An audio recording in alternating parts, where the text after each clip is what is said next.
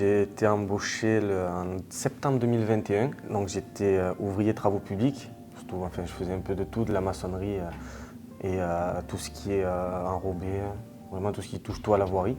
Donc je me suis blessé sur un chantier. J'ai été une première fois en accident de travail en décembre 2022 jusqu'en mai 2023. Et après j'ai eu une rechute en mars 2024 jusqu'en juillet 2024. Lui, il vivait un drame physique et nous, c'était un drame social. On avait une volonté forte de le garder dans l'effectif et qui était partagée. Donc qu'est-ce qu'on peut faire? Qu'est-ce qu'on peut mettre en place? Donc dans le cadre d'un rendez-vous de liaison, on a mis en place donc, un rendez-vous avec le docteur Louria. Donc dans le cadre de cet échange de liaison avec le salarié, on l'informe d'une visite de pré-reprise afin de construire un plan de retour du salarié dans l'entreprise. Je voulais dire d'abord que c'est un salarié que j'ai vu pour la première fois le 25 mars, dont j'ai appris qu'il avait une rechute d'un accident de travail de 2022. D'abord que c'est un monsieur qui travaillait au sol en préparation de voirie comme maçon. Il a fait une rechute le 11 mars, venu me consulter en visite de pré-reprise le 25 mars. Ce jour-là, d'abord je lui ai dit qu'effectivement il risquait d'être en difficulté pour reprendre un poste de maçon, ça me semblait assez compromis. Et donc je lui ai dit d'abord de rester en soins, de continuer ses soins et de rester en arrêt pour l'instant. J'ai à ce moment-là fait un certificat médical MDPH pour faire un dossier de demande de reconnaissance TH. J'ai pris contact avec l'employeur. Je savais qu'il y avait éventuellement un rendez-vous de liaison qui avait été fait entre eux parce que le salarié gardait un lien très étroit avec son entreprise. Et que donc j'ai contacté après le service maintien Cap en place pour l'alerter sur le cas de monsieur Martinez. Après avoir fait le point sur sa situation qui malheureusement risquait d'aboutir sur une inaptitude à son poste, on a pensé rapidement à mettre en place une CRPE car sa situation s'y prêtait avec un risque d'inaptitude, une volonté de la part du salarié de rester au sein de l'entreprise et une volonté aussi de la part de l'employeur de maintenir son salarié au sein de l'entreprise. Donc mon rôle a été de proposer et présenter la CRPE. Ensuite, une fois que le projet a été validé par toutes les parties, je suis rentrée en contact avec la CARSAT pour tout ce qui a été mise en œuvre de la convention. Donc quand Jean-Baptiste est venu nous voir, on lui a dit, étant donné quand dans tes entretiens individuels, tu nous avais formulé l'envie d'évoluer dans l'entreprise, nous on a un salarié qui veut aussi évoluer.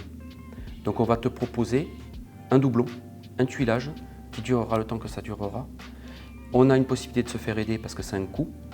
On te propose le poste de dispatcher qui va évoluer vers de la logistique. Après, une fois que le contact a été établi, ça a été plutôt un travail réalisé par l'employeur pour donner tous les documents administratifs nécessaires à la mise en œuvre. Monsieur Martinez a rencontré l'assistante sociale.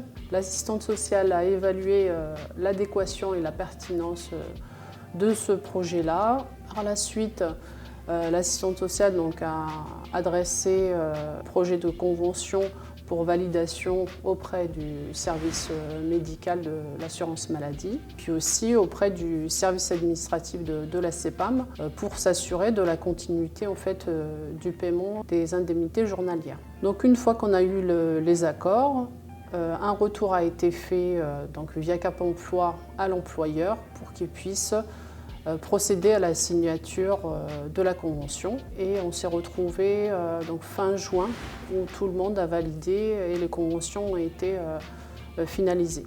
Donc M. Martinez a pu commencer sa CRPE le 1er juillet. C'est une volonté d'avoir une politique familiale. On est une entreprise familiale. À la tête de notre entreprise, de notre groupe, ce sont deux frères, les frères Braja.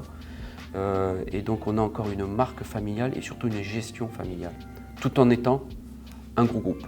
L'intérêt de pouvoir préserver l'emploi dans l'entreprise, c'est la connaissance du groupe, de l'entreprise, des salariés.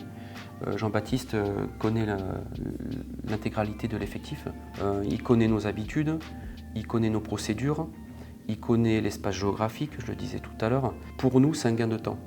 Et pour le salarié, c'est un confort, ça n'a pas de prix. L'intérêt de garder le salarié dans l'effectif, c'est primordial.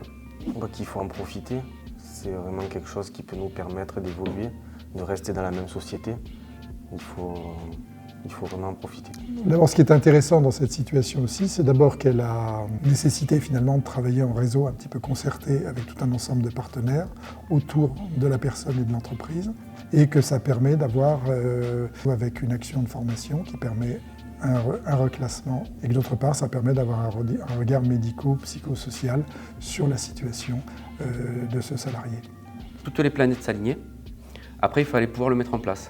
Et là, on a retrouvé des organismes, un docteur qui a été super, et on a réussi.